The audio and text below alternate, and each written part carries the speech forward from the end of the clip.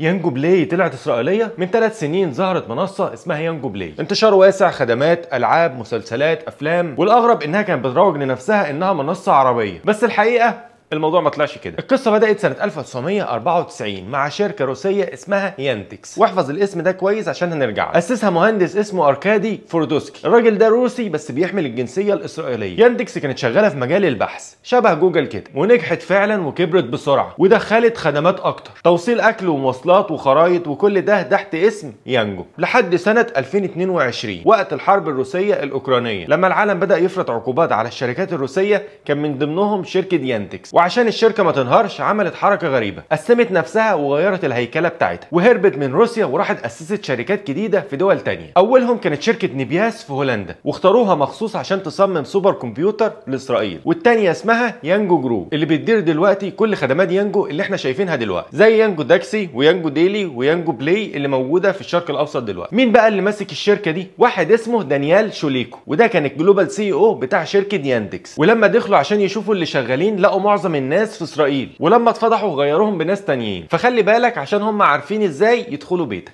وفي النهايه ربنا ينصر اخواتنا ويخلي العرب كلهم ايد واحده.